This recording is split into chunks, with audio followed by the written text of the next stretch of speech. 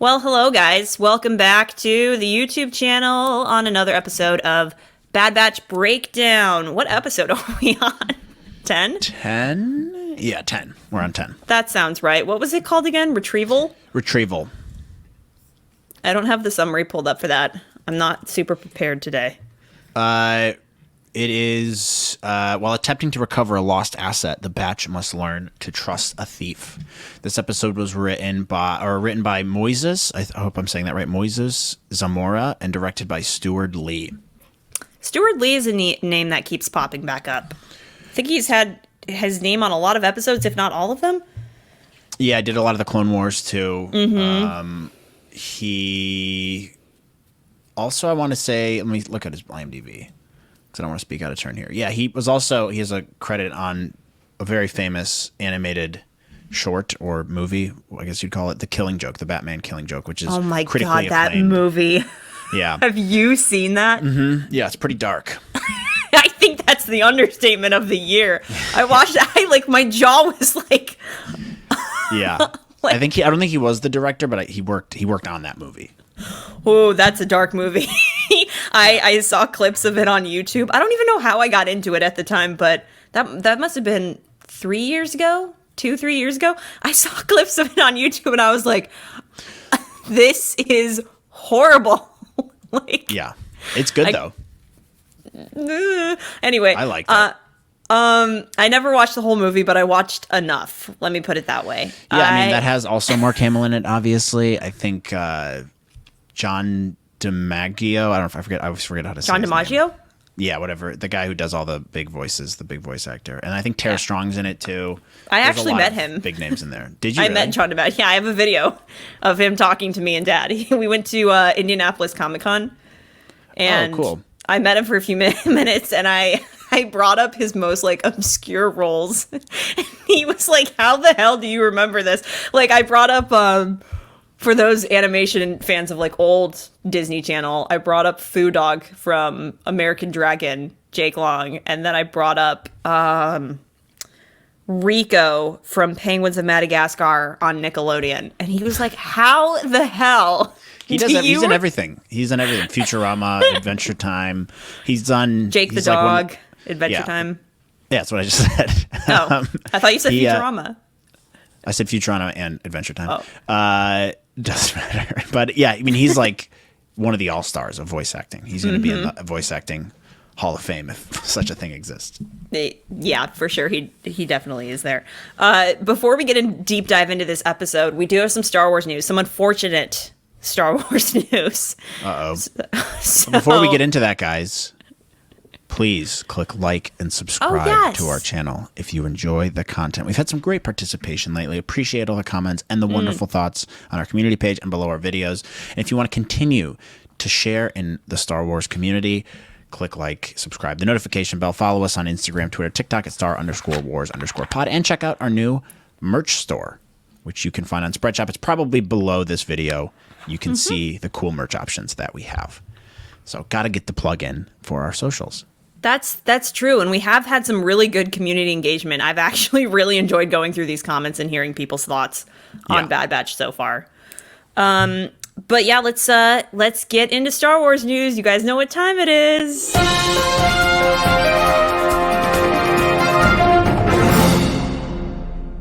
Star Wars news.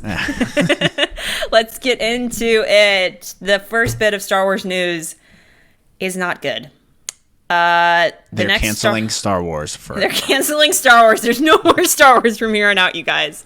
It's done. It's ended. Star Wars Celebration is not coming back until 2025. And in addition to that, there have been, I want to say, unconfirmed rumors circulating on Twitter today from a few sources that it's not going to be streamed this year either. That is a rumor at this point. That could change.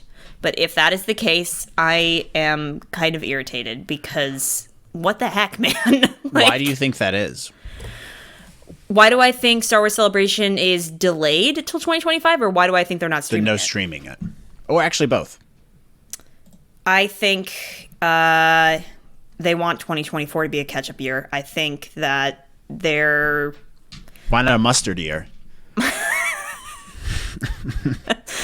Your jokes are not good. Like they're not. That is funny, dude. I guarantee you, someone who's listening. Your child, any future offspring someone you went have like this are when I going to said resent that. you. When I said that, I bet you someone went like this.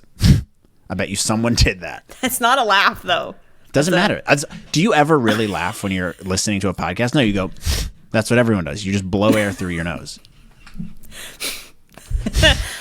Your children, your future offspring, are in for a treat. Resent that. They're in for a huge treat. Now I lost my train of thought. Oh, do I think? I think that I honestly think it's buying them time year. I think that there's a lot of restructuring happening at Lucasfilm and at Marvel, especially because Disney has not been doing well with certain numbers on Disney Plus lately, and I think that they're going through a quality over quantity phase. I've heard that there have been some conversations at Disney about how much they're putting out onto Disney Plus. So I have to imagine that it's going to be a catch-up year for them. Like I honestly think that's what it is. Especially because apparently we're getting some new films announced at this upcoming Star Wars celebration. So I have to imagine with all that, they're like, we need time. Yeah. So that's what I have to imagine that is. And as far as the streaming thing goes, I don't know. Like, are they just making it exclusive to like pass holders at Star Wars Celebration? Like that doesn't seem like a good marketing move to me. Or at least like you're kind of killing the hype in that sense, because then people are just going to look for pirated videos on Twitter to get a sneak peek of what's going on. Like I think that's kind of crappy. Yeah, you want to control the narrative yourself. You don't want people pirating the stuff and all that. I don't know. There could be a lot of different reasons for it, but it is strange.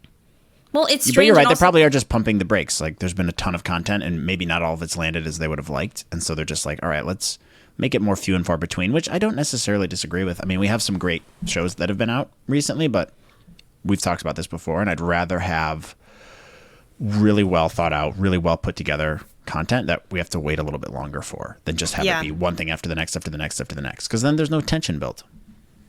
Yeah, and I honestly think it's good to make people wait. I think, like, for example, I think one of the biggest mistakes that Marvel made is not taking a break after Endgame came out.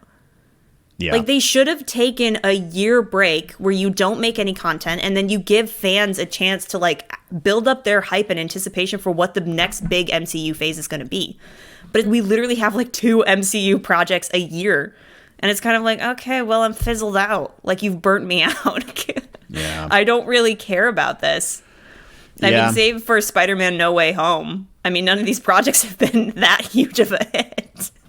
No, and I hear the new Ant-Man project the new movie isn't great either. Oh my God. But also, like, what a lame superhero to start with. Like, for Phase 5. Yeah.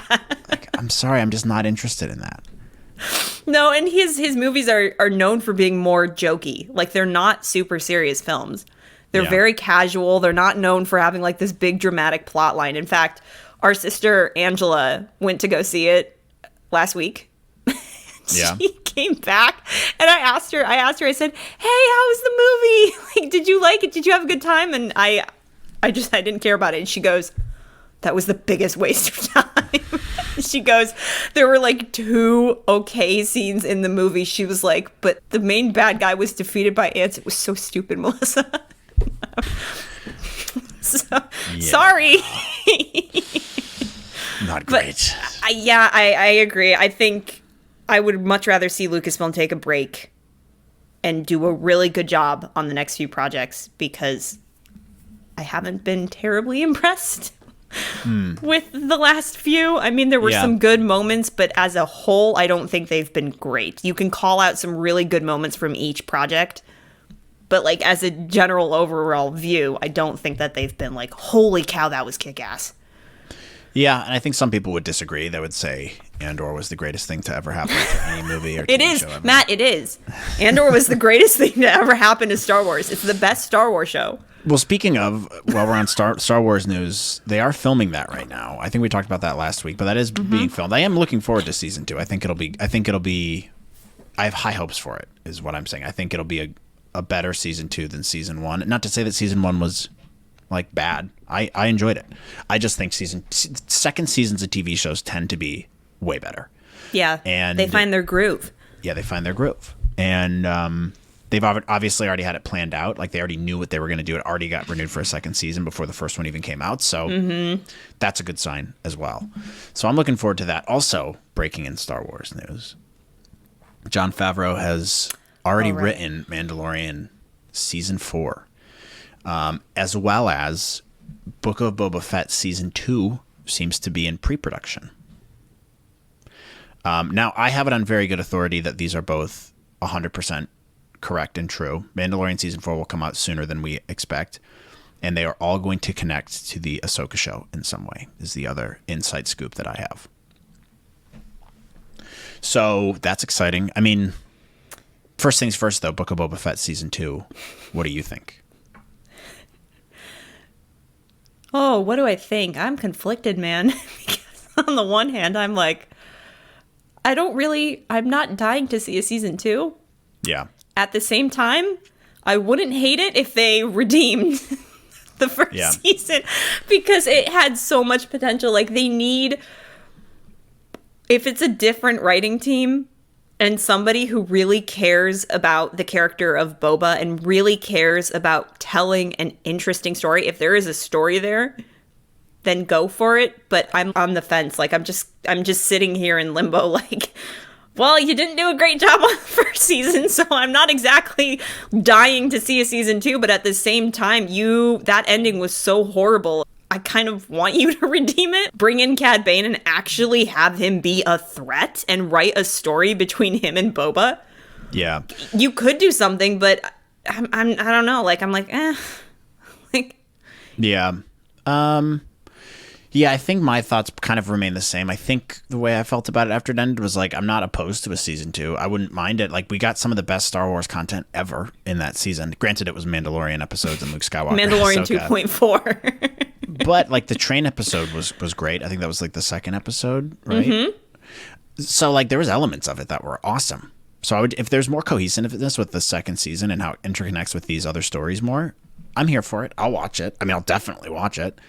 If it's about Boba, I will 100% watch it. I'm cautiously optimistic. I'm going to be optimistic about all these. If it's more Star Wars content you get to give me and we get more huge moments, like the Mandalorian episode with the Darksaber and stuff, sign me up. I'm here for it, you know? That's the problem I have, though. If you're going to make a Book of Boba Fett Season 2 and then drop all these amazing Mando episodes in there, and then, like, Boba is tossed in the corner like an old toy that nobody wants to play with anymore, then why are you doing it? The second half of Book of Boba Fett Season 1 was Mando 2.5. It was just to promote The Mandalorian and to, like, tide us over until we got Mandalorian Season 3. And there was a really good opportunity for a story there between Cad Bane and Boba, which they should just bring back Cad Bane. Yeah, he should have been the main antagonist of that season. Maybe they'll do something with him second season. Again, his thing was still beeping. We don't even know if he's 100% dead. But I live. Yeah, look, it's more Star Wars content. I can't be not in favor of that. I'm not mad, but I'm like, unless you have a good story, don't do this. Don't do this. I bet you they do. I feel good about it, especially the timing with the Ahsoka show. This is all being announced strategically. If they do interconnect, if they do find a way to interconnect all these stories, very cool. So I think it could be great. I mean, the bigger news is Mandalorian Season 4 is already written. I don't know when they'll start producing that. If they already have, maybe, who knows? But like, that's going to be awesome in and of itself. I have two thoughts on this. The first one is Book of Boba Fett Season 2, I would support because Tamora Morrison deserves better writing. The actor himself even said in an interview, we have to bring Boba back to his roots, his badass roots. He said that in an interview. Yeah. And you can tell from his tone in that interview, he was not happy. Yeah, with what they did with the character. Well, it wasn't the same character that we saw when he was reintroduced. It was a completely different character, which was strange to me because they did such a good job bringing him back in The Mandalorian. Such a good job. It was perfect. Mm-hmm. And then that's what you're expecting for this TV show. Then he became a nice guy. Totally different. But you know what? I'll give them the benefit of the doubt. I'll wait to judge it until it comes out. But the very fact that we have all these projects in the works, I'm happy with it. I do think I have very high hopes for the Ahsoka show. I do think I have a good feeling about that because I feel like it'll be more like a Mandalorian, where it's a character people aren't that familiar with unless you've watched the Clone Wars, which a lot of Star Wars fans have not, which is a mistake, by the way. You should if you haven't. But I think one of the reasons that Mandalorian was so successful is because it was just a brand new character. And the execution was amazing. And it was just a new world you could explore with this new guy and bring in some old elements as well. And so, like, Mandalorian is one of my favorite shows of the last, 10 years. And I think if they play their cards right with Ahsoka, it could be something similar. So I'm really excited for that. I think the Ahsoka show is going to... I think that we're seeing threads through the Book of Boba Fett, Mandalorian, and I think Ahsoka is going to be the culmination of all of this. Especially because her mission in that show is going to be to find Thrawn, and I think they're setting up Thrawn to be the next big baddie in the Star Wars universe. I think he's the next big threat that's coming to the universe. And if they take things from the Star Wars Legends books... Yeah, which I bet they will. If they're smart, I bet they will, because knowing Dave Filoni, he has repurposed a lot of stuff from Legends and then put it into the new canon. So I think we can definitely expect some of that, but I think you're right. I think these 3 shows, along with Skeleton Crew with Jude Law, I think they're all going to lead into some kind of big movie. In fact, I would not be surprised if the movie they announce, the next big Star Wars movie they announce, is going to be the culmination of these 4 TV shows. Which would be really cool. Yeah, I think it'd be great. That's a brand new story that you can introduce, and this was one of the biggest problems with the sequels, is they relied too much on what the old stories built and tried to build off of that too much rather than creating something totally fresh and new and just going, we can create whatever we want, because anything could have happened after the Empire. Obviously, you still have these old characters that you can bring in, but I just think they were way too derivative of the original trilogy to be interesting enough. And with this... if they do have all these stories interconnect, they're all a little bit more original, and it can be more creative. Also, Dave Filoni is there. Yeah, so let him take the reins, and if they do interconnect it in a new movie, I am so here for it. So even if Book of Boba Fett's not a banger of a season, but if there's a couple good episodes that develop his character more and set up this movie, amazing. Let's do it. Yep, well said. Well said. I think that there are things to look forward to. I'm anxious to see what Star Wars Celebration brings.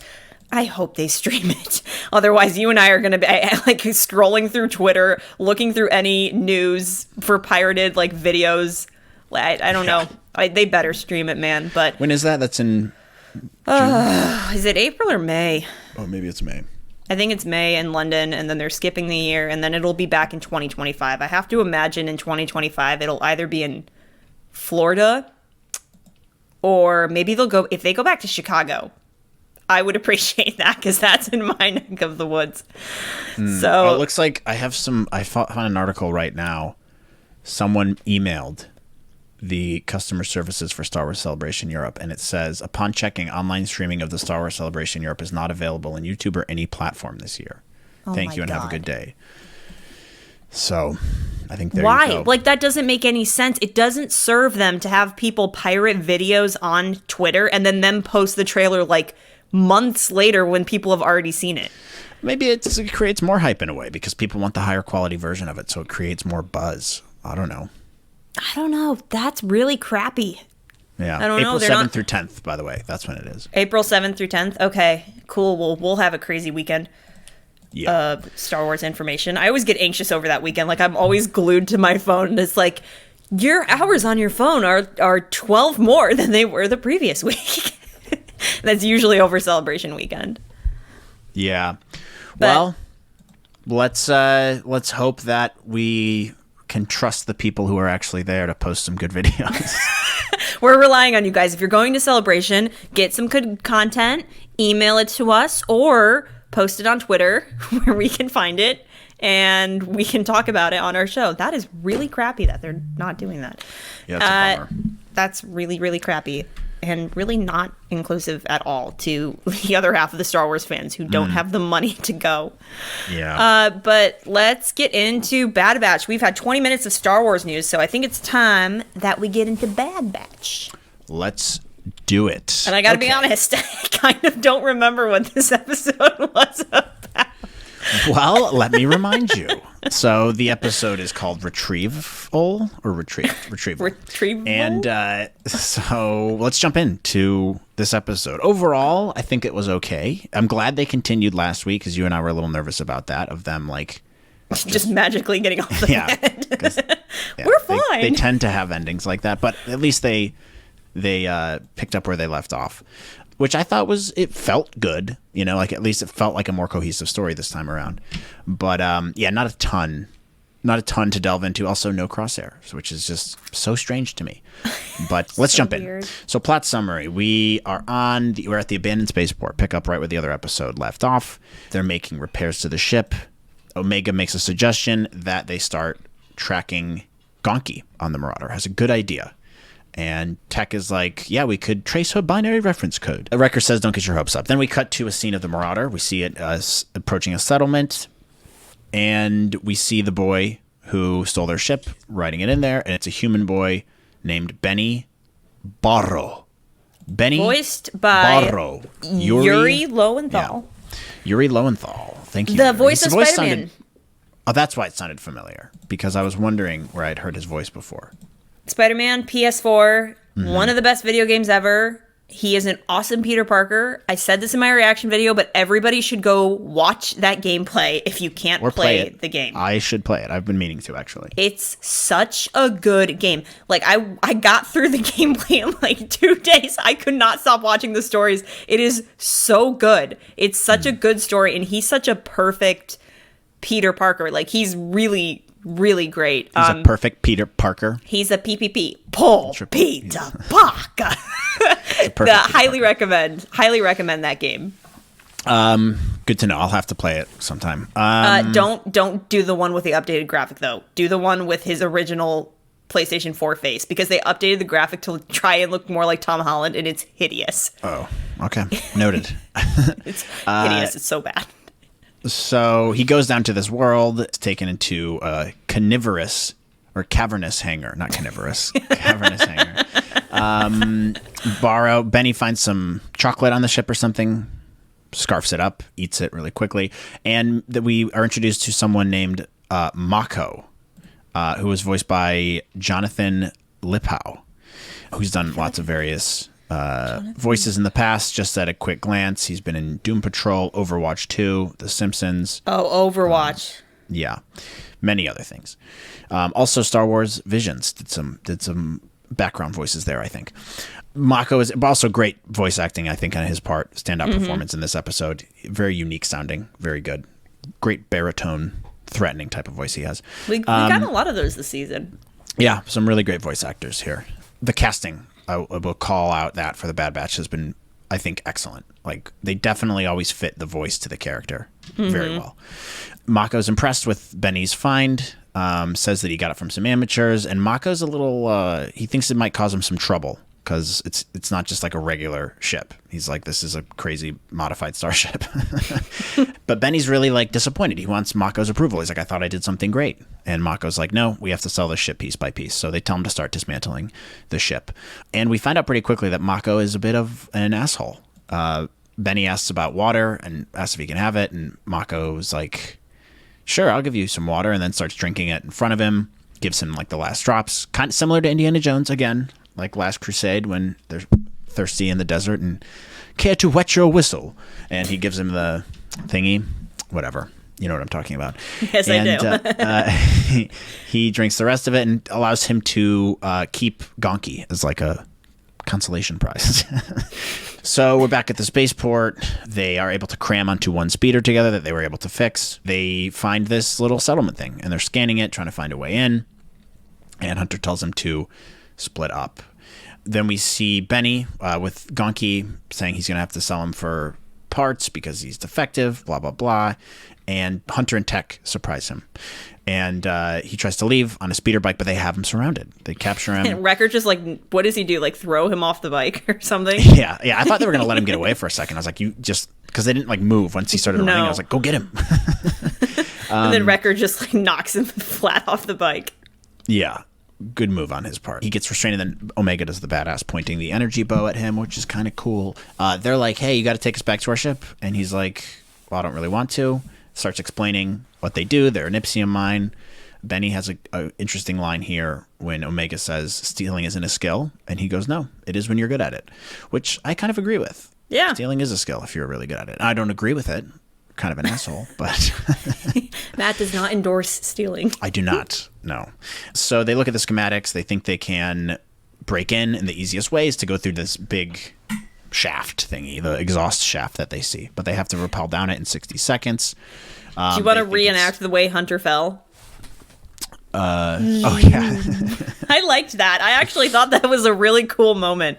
I thought he was just going to, fall in. Like, I thought they were going to, lower him in, Mission Impossible style. Too. No, he just jumps. But then he just jumps. I was kind of disappointed because the way he fell, I was like, oh, that was a Tom Cruise thing. But then they didn't do it. But it was fine. It was a cool sequence. I really liked the sequence. Yeah, I was like, you got to hurry up, dude. You got 60 seconds. Not that much time. So he gets down. There's a sentry droid there. They build some tension as we think that the thing's going to blow, as the sentry droid is taking his sweet time, checking his numbers on his data pad or whatever's going on. Luckily, Hunter's a badass. Rambo is a badass. And Rambo manages to overpower the droid. The droid gets incinerated. Sorry, buddy. And Benny's like, you guys definitely aren't miners. And then Omega's like, you stole from the wrong people. And I liked the fight scene with Hunter and the droid. Yeah. I really enjoy hand-to-hand combat in animated television shows, just because it's cool to see how the animators think through it or design it or whatever. And I really enjoyed watching that sequence. It's got to be so hard to do that too, plan out action sequences like we were talking in the Solitary and then animating Clone. it. Yeah. Like, how do you even do? I have no idea. It blows my mind. I mean, you definitely have to block it in, but still, it's like, I bet they have to watch reference videos. Yes, that's got to be really hard. It'd be fun to talk to somebody who animates on the show and just be like, how do you do this? I would love to. I'm fascinated by that stuff. Where do you even start? I don't know. I have no clue. Well, you have to rig everything, and then you have to block out the animation. Yeah. I took classes on this my freshman year of college. Oh, really? It's a massive pain in the ass. Yeah, I can imagine. I mean, it's easy to take that stuff for granted when you're watching it, but you're like, how many hours went into this 10-second sequence? I know nothing about it. Maybe it took 5 minutes. I don't know.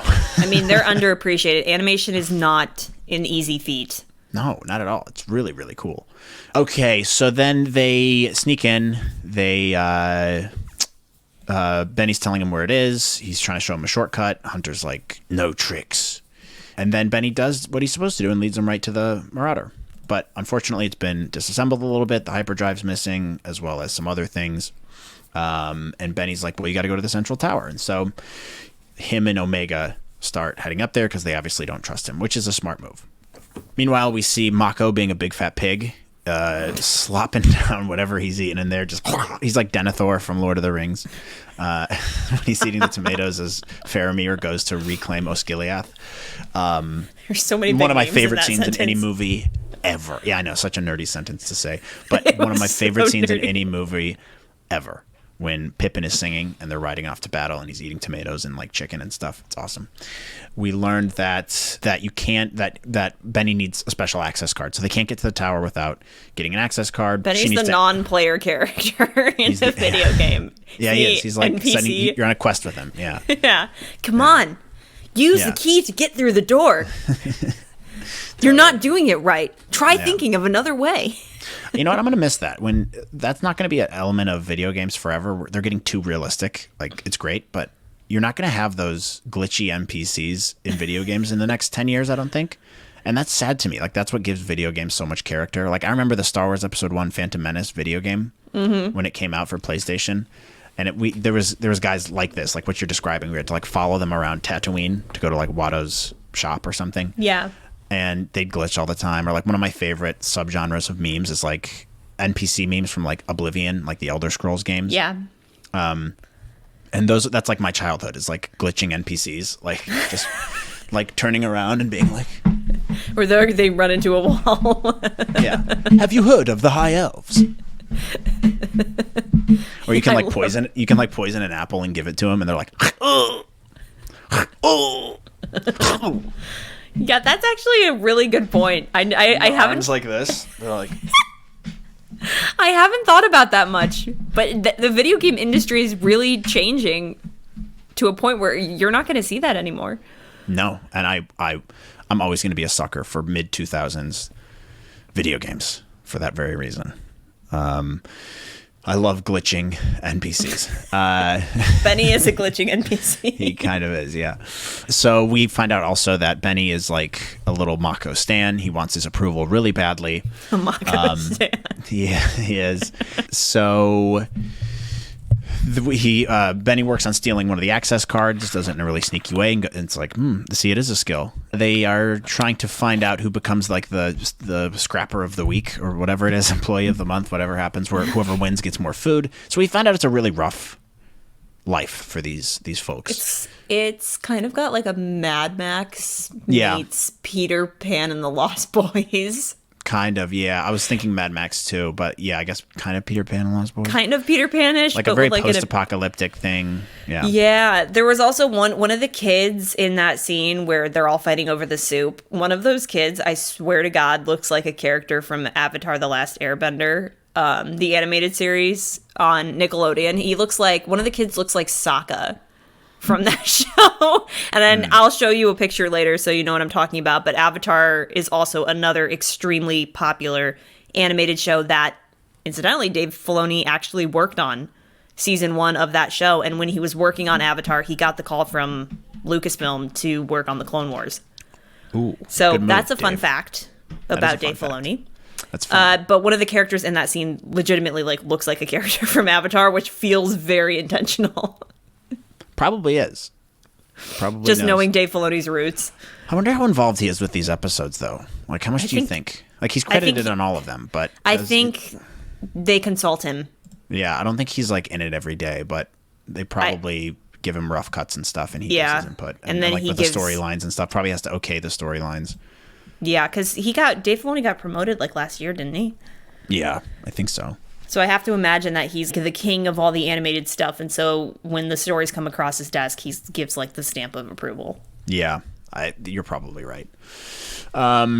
So Benny thinks he's going to win because he's like, I did a great job. I can be Star Baker of the Week, just like Great British Bake Off. And he does not get it. That other guy, Denny or Dave or Drake. That's Drake. Drake gets it instead. Drake? It's like the Star Wars. Who is that other guy in Andor? He's like, I don't usually do this. Yes, I'm drunk or I'm high, but I'm both now. Got me talking about my life. Right. Are you done? Okay. What's the other? Oh, Tim with 2 M's. Like, what are these names? Drake? Tim? Like. Drake, I agree with you. Drake. What? You do better. Come on. He seems kind of chill, though. Drake seems kind of cool. I'd be friends with Drake. Yeah, Drake doesn't seem like he's problematic. Seems like a cool 19-year-old guy. With an ego. They're fighting over a bowl of soup. Omega's pretty grossed out by this, which it does look like it sucks to have to deal with that. Meanwhile, we see Tech informing the other clones they can't go anywhere until they've reconnected the hyperdrive. Then we go to Omega and Benny, and they're talking, they're chatting through stuff, and Omega's like, you shouldn't have to compete for food, but he's still hoping to impress Mako. He leads Omega up to the control room, and while she's accessing the data, he's a sneaky little man and presses a button, which I'm guessing was informing people of like, red alert, we have intruders or something. So he starts telling on her like a jerk. The Star Trek sound.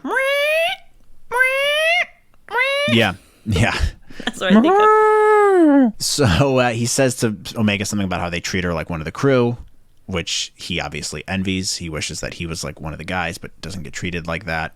But Omega's like, yeah, Mako doesn't care about anyone. And he's like, no, like, once we get more Ipsium and like things will get better, blah, blah, blah. Like the Ipsium is degraded and we're just having a rough go of it right now. So he feels kind of bad at this point. He's like, oh, I'm sorry for stealing your ship. And she's being really nice. She gives him a chocolate Hershey's bar or something.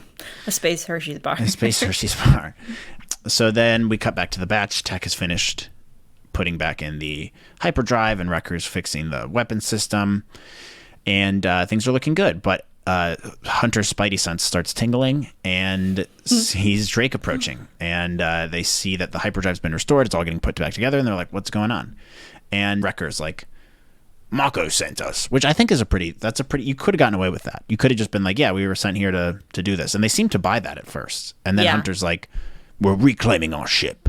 Hunter, like, how to train your dragons, these kids. Like, you know how he, like, gets up and he's like, we're not here. Oh, yeah. And, like, Tries to calm him like it's a bucking bronco. Yeah, like or it's a freaking like an animal in like Jurassic World, the Chris Pratt meme. You remember how that was like a thing with like zookeepers for the next year? Yeah. It is funny, yeah. So then they run away. They don't believe him. They start running. And then we cut back to Omega and Benny, and she finds out that the Ipsium isn't actually degraded. And so Benny's like, what the heck? But as that happens, Mako enters the room with the droids and says, thanks, Benny. Thanks for exposing these people. You might be a top earner later. Tech informs Hunter that the hyperdrive's been back online, and Hunter's like, hey, the guys escaped. We might be screwed. Which, Hunter kind of beefed that. I'm surprised he didn't catch those guys. What, the kids? Yeah. Oh, yeah. I thought he'd be better at that. Mako confronts then Tech and Wrecker on the suspension bridge. Over the lava pits or the Ipsium mines, whatever's going on there. They're like, we want our ship back. And Mako's like, no, you can't have it. That's mine. They're like, well, you stole it from us, you jerk. You can't shoot me because if you do, you might blow us all up with the Ipsium because we know it's really flammable or whatever. Mm-hmm. And then the clones are like, we don't miss. That was a badass line. They're like, yeah. I won't miss, which they won't. So then Mako uses his trump card, which is we'll throw Omega into the molten chasm from whence she came. From which she was forged. Yeah, from which she was forged. So he had a nice trump card to play there. And then he says the stupidest line. He goes, "Get them!" Like the kids against the clones. Oh. How do you think this is going to pan out? Like, oh, I know they're literal lost children. Yeah, he lost from the start. It was not a good move on his part. It was so stupid to me. He's like, get the clones, and I'm like, they're teenagers, and these are like highly trained professionals. I don't know. Yeah. That was dumb. Yeah, well, he orders them to. He said he's going to make them prisoners for like years. But as this is happening, the batch is about to give it up because they don't want Omega to die. And as this is happening, Benny comes out and is like, he lied about it. Starts telling the whole crew, good strategy here. Good job, Benny. He says that Mako's lying, but then Mako's like, no, Benny's lying. And then Drake takes it and is like, let me see that data pad. And he looks at it and confirms it. So at this point, Mako's desperate, orders them to throw Omega into the molten chasm from whence she came. But Omega does a ballsy move and tries to drag the droid down with her as Hunter prepares his grappling hook, which is like... That was very cool. Super risky move, but cool. Very cool move. The droids try to fight the batch. The Bad Batch obviously makes quick work of them.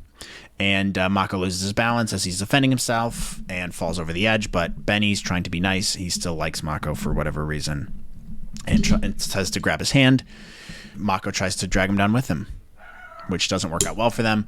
Drake pulls Benny to safety, and Mako falls down to the fiery chasm with his droids. From which he was forged. From whence he came. So then he's dead. Sorry, Mako. Sucks to suck. Later, we see Wrecker hugging Gunky. Happy to have him back. They're loading their belongings back on. Benny's like, I'm going to continue mining the Ipsium because it's all I know, which I don't know why you do that. That was so weird to me. Miserable. Yeah, that was miserable. So weird. I guess they can make good money now, though, because Mako's gone. I mean, I would have just left. Yeah, me too. But I'm not Benny. Maybe we'll see him later, though. That's my thought. Omega says she can be whatever he wants. Very encouraging here. And he says if she never needs a thief, he can help her. I do think we'll see him again. Omega says... All the NPC characters just come back in the finale. They could. Like Seinfeld. Yeah. They get a Seinfeld finale. Yeah. Everyone comes back. Omega tells Tech there are other threats besides the Empire, like Mako. Kind of a profound moment here. She realizes that the world's kind of a dark, evil place. And he says, yes, there's a lot of dark, evil people out there, but the world will continue to be a good place because there's people like us that exist out there, which is a positive note to end on. And then the episode finishes. So I do think we will see Benny again. It seems like they kind of left it open-ended. He courts Omega. Yeah, interesting story, I thought. I mean, it was, they can go be boyfriend, girlfriend. Yeah, he just courts her. I said that in my reaction video, like, ooh, what if they become boyfriend, girlfriend? But yeah, I mean, look, interesting episode. Weird that we haven't seen Crosshair. But I did feel like it was cohesive to the last episode, which I feel like we lacked in a couple other episodes this season. So, but interesting. I thought it was a well put together story. Yeah. I mean, as far as a two-parter goes, I think it was well written. Capitalism. Yeah. Capitalism. The capitalism episode. Yeah. I mean, I'm kind of conflicted right now. Like it's a good episode and I did enjoy it, but in the context of the overall season, we are 10 episodes in, and I thought for sure this episode was going to confirm that like Sid was behind them getting stranded. Yeah, I thought think a lot of people thought that too. That was going to be the thread, and I'm a little disappointed that it wasn't, if I'm being totally honest here, because it almost felt like a perfect setup for that. And then you could have ended this episode on a massive cliffhanger of like, oh, okay, now they're in trouble. This is really bad. She was trying to get rid of him the whole time. Yeah, and I feel like with Mako or something. Yeah, and I feel like this was a massive missed opportunity on that end, especially because in the context of the season, like, I feel like we have banger episode and then hijinks for 3 episodes, and then banger episode and then hijinks for 3 episodes, and then banger episode, and then I'm just recognizing a pattern here, and I'm getting a little frustrated. Yeah. With this show, in that, looking at it through the lens of how consistent or inconsistent these episodes tend to be, especially in regard to the story. Like, there's something so bizarre to me about the fact that we've had 1 episode with Crosshair. Are you telling me that, like, there's literally nothing more to say until we get to the finale? Because now everybody's saying on Twitter, people who have seen the entire season already, who have had screeners, say that he shows up in episode 12. So he doesn't even show up next week. Apparently he's going to show up in episode 12, and that's going to be his next appearance, like leading into the finale. I'm like, well, then what are you building towards? Yeah. You know, like, you've built towards nothing. Like, he's had 1 episode at the very beginning of the season, and then it goes do, and then he's not back until the finale starts. You haven't built anything with him then. Yeah. So I'm in a weird boat right now with this show, because have I been enjoying it? Yes, I've been having a lot of fun, but there's no consistency right now. And honestly, I gotta be perfectly frank here. I'm almost like, why am I tuning in every week? Like, you know, like, because the probability every week is it going to be hijinks, or is it going to be a really kick-ass great episode? Because this show has displayed that when it is kick-ass, it is really kick-ass. Yeah. As demonstrated in the mid-season finale, as demonstrated in the Solitary Clone, as demonstrated in last season. Like, when this show does well, it does really, really, really, really well. It's the in-between episodes that, don't get me wrong, are good to have because they build the world out and they allow these characters to experience these situations, like with all these kids, and, you know, it maps out the Star Wars universe. But when every episode is like that, you have to admit it gets a little confusing, and I don't think it's hard to understand why some people, including myself, are getting frustrated. Yeah. It's I mean, where do you stand? I mean, do you share the frustrations, or are you kind of just like, I'm just trucking through? I'm just enjoying the ride. I'm not like, I don't have expectations with this show, really. It can be whatever it wants to be. I would like to see more cohesiveness, but at the end of the day, it's a kid's show, you know? Go ahead. Well, I'm just saying, so, like, from that regard, like, it's good content. I would like to see more cohesiveness for the overarching story and plot. Like, I think last season had a little bit more of that, and Crosshair's been a wasted character thus far. It's just each episode to the next, I feel like they're just kind of throwing them wherever. You could just mix and match these episodes wherever. You don't have to watch them in order, which to me is like, all right, that kind of takes away from the fun.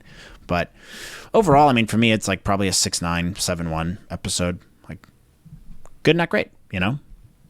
Yeah, I feel as though I am floating a little bit, especially because I've been slowly going back and rewatching Rebels, and I know I keep comparing the show to Rebels, but I do feel like it needs to be more like Rebels in how the story's laid out with all the characters, because Rebels is consistently like building towards something, and every single one of the characters in the Ghost Crew has an arc, has a character arc that they're building toward, that they're going to conclude. So I don't know if I want to say this. This is a spoil. Well, you know the basic gist of what happens in Rebels, right? Like, you have the general idea of what happens to these characters. Yeah, but I can put earmuffs on. Okay, plug yours. So for our followers, when Kanan is killed in the season 4 finale, I really felt like they built that up. Like his death was built up to in a really, really compelling way because he had like this relationship with Ezra, and we saw it play out, especially after the loss with Ezra's parents. And right now, I don't feel like the Bad Batch is building towards anything with these particular characters and their individual story arcs. Okay, you can. Okay, good thoughts. Probably. Thank you. Okay. It's just I don't feel the oomph. Like, there's no weight for me. I am more interested in what Rex and Echo are doing with the espionage plot. I want to watch that. Can I see that show, like, in Bad Batch?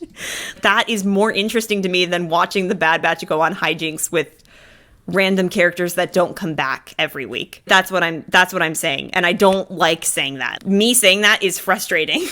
Right. But I really, really feel like the fact that this show basically is taking the Clone Wars format and trying to make it work for it, it's not there for me.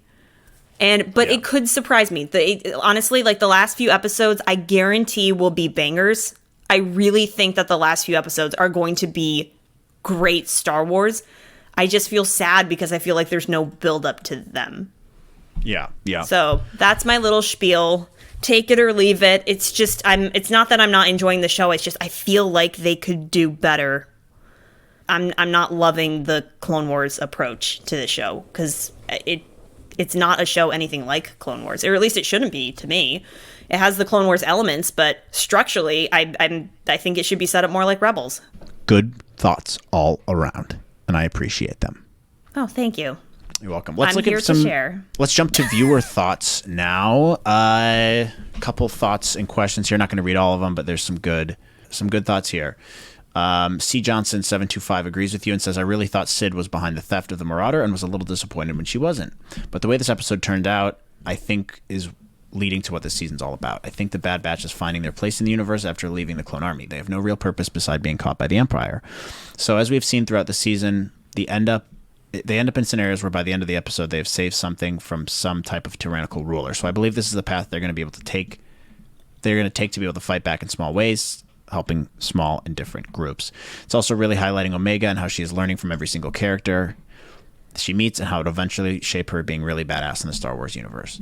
I agree with that. I do think that is Omega. I haven't loved this season, but they have had these nice little moments between her and like a lot of different members of the Bad Batch, and you can see her learning as like a 13-year-old learning about the world, and they've been very specific about that. So I really appreciate that.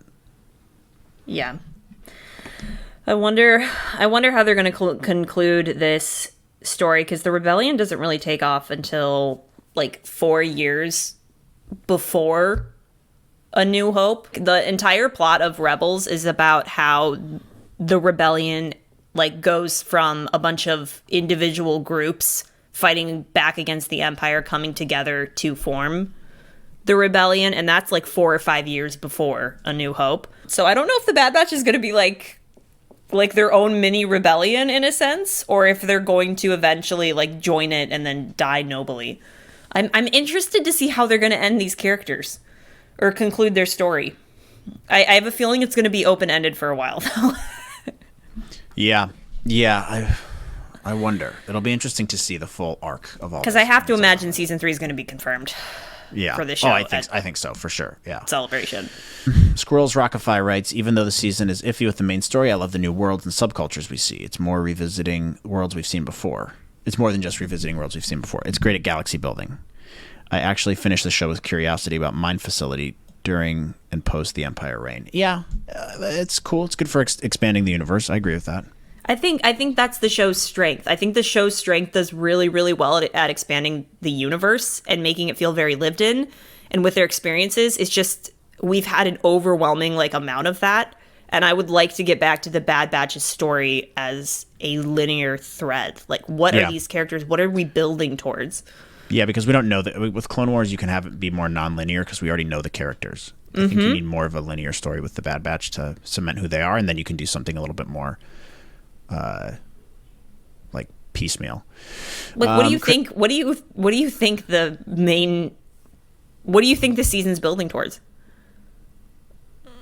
I don't like know. the end of this season? Like, can you name a thread? Like, what do you think? What are we building towards in the finale? Other than the stuff with Rex. Yeah, I don't know. I mean, I guess, just the Rex stuff. Like them finding their purpose, maybe, like of what they're supposed to be doing now. Right, but that's not even clear. Like, they hinted in the beginning with clones are becoming aware of what's been done to them. We see that with Cody. We see Crosshair's conflict. We see clones like Captain Wilco. We see, Hauser last season. I guess you could argue that a clone rebellion is the title of this season, but it's not. It's the evidence of that is few and far between, you know? Yeah. Like, it's like, oop, tease. Yeah. And then hijinks. And then, ooh, little tease. Yeah, for sure. Chris writes, all right, I guess not a banger, but it served its purpose. Nice to see how other people are making their way through the galaxy. I think after this, the Batch will realize they want to help other people, so they'll join Rex and Echo. Yeah. I think hope they do. That's a good point from Chris. Last one for now. Matthew Fab writes, it was a good episode. They did a good job of moving forward the overarching story of the Bad Batch. It served two purposes. One purpose is that Mako is a reflection of Sid. Of course, Sid isn't as bad as him, but she's keeping the Bad Batch from leaving and doing something else. With other previous hints of her betrayal, I wonder if she's also been ripping off the Bad Batch when it comes to their share of profits, like Mako was doing. That's an interesting theory. At the end of the episode, Omega is surprised that Benny and his friends plan to stay on the planet and continue to do mining. Benny says, it's what we do now. It's what we know, to which Omega replies, you can be whatever you want. It's a big galaxy. The Bad Batch are doing jobs for Sid because it's what they know, but they can do whatever they want now that they are off the radar of the Empire. I think the second purpose of the show was to show the Bad Batch how nice it is to get involved and free people. Tech and Omega talk about Mako as a microcosm of what the Empire is doing to the galaxy. They can continue to help clones or just people in the galaxy. They don't need to focus on completely stopping the Empire, but they could work on what they can do to help wherever they can.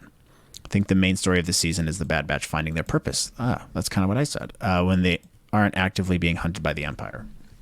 Yeah, that's interesting. That's an interesting. That's a good analysis. Thoughts. Yeah. That's a really good analysis. Yeah, I think that could be the premise of this season is them finding their purpose. I just I want more. I want more than what we're being shown. I want depth. I want the meat. I want the conflict. I just want more of the characters instead of them interacting with their environment, which is good. And you need to have episodes like that. They are important. But I want more of the backbone of this. Yeah. Maybe create tension about what they think. What does Wrecker think that they should do versus Tech and Echo and so on and so forth. Anyway, my point being is I just want to get into these characters' heads more. Yeah. Yeah. I think that's a really good point. It's getting better though, I think, episode over episode.